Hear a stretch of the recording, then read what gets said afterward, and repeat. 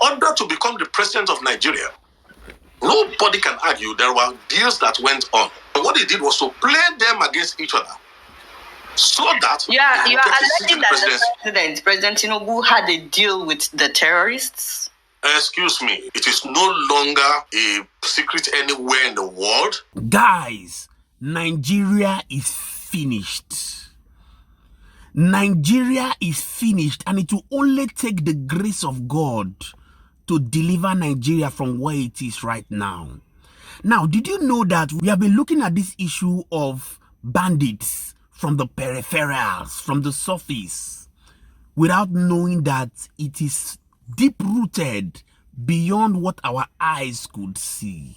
A video has gained media traction where a pastor by name Reverend Ladi Peters, who is the pastor of Living Waters Unlimited Church, he came out and said it openly, giving facts and figures that President Bola Ahmed Tinubu had a deal with the bandits.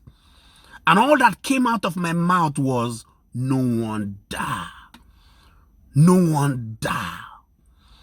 I saw this video that is almost 20 minutes. Now, Pastor Ladi gave facts and figures that has proven that Nigerian leaders, most of them are accomplices and spies to the Boko Haram mission in Nigeria. Guys, he went ahead to explain the role of the likes of Sheikh Gumi many years ago, the role of Vice President Kachim Shettima, what Obasanjo did, the role of Goodluck Jonathan, the role of El-Rufai, the role of the military, the role of some of the ministers in Buhari's cabinet, the role of Buhari. Guys, this video is super loaded, and I want you to sit back and take a chill pill.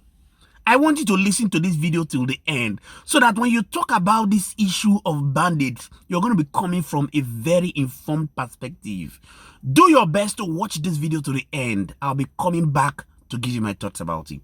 A lot of people have been asking, what exactly are we dealing with? What is even going on? I want to speak without a shred of doubt right now that what Nigeria is dealing with, it is both an ancient and a modern problem. And this is bigger, including religion, but bigger than religion. This is not an Usman Danfodio narrative. It's a more modern, more deadly, more intelligent Hydra, a supremacist agenda that was perfected by Osama bin Laden when he globalized the global resurgence of religious terrorism. This is not merely a Fulani problem. It's bigger than that. There are at least about 5-6 groups that we are reckoning with. It has a head in education. It has infiltrated our security defense systems. Over the years, it has infiltrated governance. It has infiltrated media. Okay, so thank you so much, Daddy. But I feel like so far you have been speaking in parables. You are not naming. Okay, so you said 5 different heads. You need to put names. Also, you need to give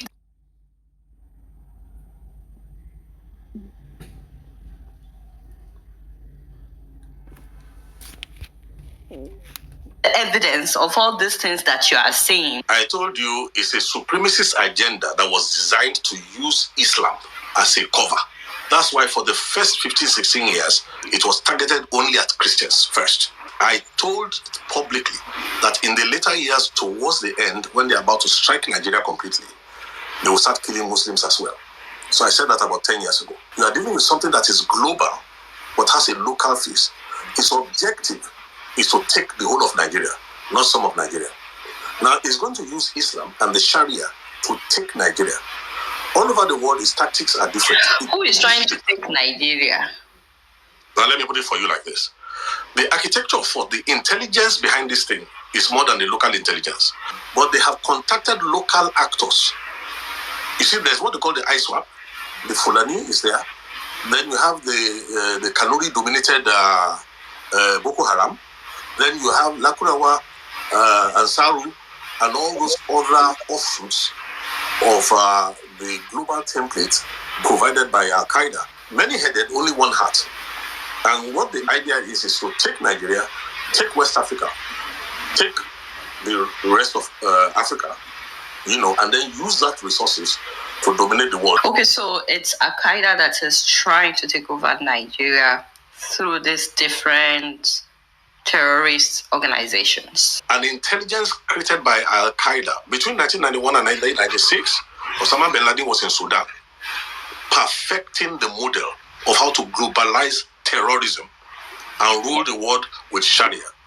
And he knew they would have to kill Muslims as well. So what we're dealing with is bigger than just a religious problem. It's a supremacist agenda covering its face with Islamic religion. So for people that may be watching right now, some of them will say we've been hearing about things like this for a long time. Where is the actual evidence? Like what you said Bin Laden drafted in Sudan. Is there a record of it somewhere? Like some people would say, where is the evidence to the things that you're saying? Okay, one of the greatest weaknesses of the African nations of the world, including Nigeria, is the inability to mathematize inquiry. That is to collect statistics and data, crunch it, and then do what they call concatenation. That is to join all the dots and use that to come to a conclusion and predict things that when they happen, you will not be surprised. If you follow the media in Nigeria over the past 20-something years, there's nothing I have said beforehand that did not come to pass, including when the color of the terrorist, the color skin of the terrorist is going to change in the latter hours, when they are bringing in people from the Maghreb and they're bringing in other people from outside of our borders. So if you want evidence, I will give you some. Number one, let me give you something very simple. There's no place in the world that has responded to an already documented resurgence of global Islamism by claiming to arrest terrorists, and then you claim that you have de-radicalized them, and then you absorb them into the Nigerian army. You see, that one alone is an amazing case of stupidity. I've never heard of this kind of madness before. An armed robber comes to your house, you arrest him, instead of prosecuting him, you claim that you have changed his mind, and you now make him join your megadis. That is, of course, one. Number two, if we collate, I can tell you from the beginning, one of the things I discovered from the year 1999 to 2000 was government complicity. And why do I say so? We have reached a stage now where we are not afraid of anything anymore. In those days, we were more afraid of the enemy within than the enemy without. So today, there can be documents that I will give you, will put on display. When you find out that young girls are kidnapped, married off, taken away from their husbands, I mean, sometimes young girls are kidnapped, sometimes wives are kidnapped, married off Islamically, and you will see that if someone will come, the governors were aware. I can give you a case where we had to curb a terrorist attack in Kaduna State. We could tell you the modus operandi. It started with Gumi when he came back from Mecca, when he came back from Saudi Arabia. His first tafsir in Kaduna was a call to violence, to slaughter. The VHS came to me because we have been setting up early warning systems, and this is what a real early warning system is to prevent something. When we got it, we translated it into English, and at that time it was Obasanjo who was the president of Nigeria. Thank God for the first square general overseer, who is now late, Wilson Badejo, who assured me that what we prepared and gave to him was given to Obasanjo in his bedroom. But what they didn't know was that we were still monitoring Kaduna to see whether the arms build-up towards the execution was going to stop. When we saw that it was not going to stop, in fact, this is a good example I'm giving you. I had to call a special strategic session with media, because media is a force expander in this new war form, this Hydra-headed war form. At that time, the man they call Additional, who became Buhari's media, whatever, was at that time an editor-in-chief or something in one of the newspapers. They gathered together, and I told them, this is the problem. They are about to kill 600 to 900 people. Femi Additional. They are about to kill 600 to 900 people in Kaduna. And I said to them, we have sent all the information to the army, to all the places. There's nobody stopping them. Unknown to them, we were monitoring. The Gumi boy went into the SSS office in Kaduna laughing and came out laughing. When I got that report in Lagos, we decided to call this media meeting and said, look, how do we solve this? Now, there's a headline that we have to put up. where they did as if they interviewed the head of CAN and had to interview Gumi. Immediately, we took the front pages, the full pages in the newspapers and the new media, and the news blew across the world. The queries came to the president of Nigeria. It was reported to me directly that the Gumi boy entered, then was a small boy, he entered the SSS office. This time he didn't come out laughing. He left the country immediately. Now, this is a guy who has been banned by Saudi Arabia. They didn't allow him to enter Saudi Arabia. Let me give you another proof. I was on television when I found out there was no other way of escape. When an Al-Qaeda operative was already appointed as a federal minister in Buhari's government. And I questioned. Do you mind naming that minister? What's his name? Something. Issa Pantami. How do I know? I supervised an evacuation in 2004 when a young Christian was slaughtered in the mosque of ATBU. That's Abubakar Tafawa Balewa University. Okay? Now, when we supervised that, it was this Pantami who was a lecturer in that university at that time, who put a fatwa on certain students because they preached the gospel to Muslims in a university. And at that time, when they killed that boy, we had to go and evacuate the others whose names I spoke to them recently. They are still afraid till now. The young guys brought them into Lagos. We made arrangements to take them into other countries where there's better respect for human worth. And then Sunday Achi was the name of the student who was murdered. Okay? At that time, for you to know how this thing works, there was a bishop who was working with the Obasanjo government who went to arrange for the burial of this boy. And when I said, let us make it an issue, they at that time were cooperating because they didn't realize how dangerous this Hydra is. Later, that Hydra attacked that bishop, almost killed him, finished his secretary. Fortunately, they couldn't catch his wife. They maimed him. And today, he's one of the forefront advocates who has realized how dangerous this thing is. You've seen it for yourself. Now, the truth is this. I would always say it, and I'll say it again.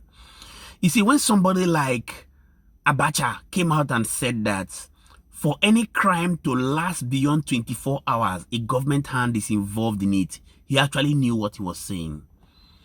You've seen it that even before Nigeria got to this stage, we had a lot of major stakeholders in the government that were helping these bandits to plan this attack, which has been ravaging the nation of Nigeria little by little. So it's not even a Bola Ahmed Tinubu something.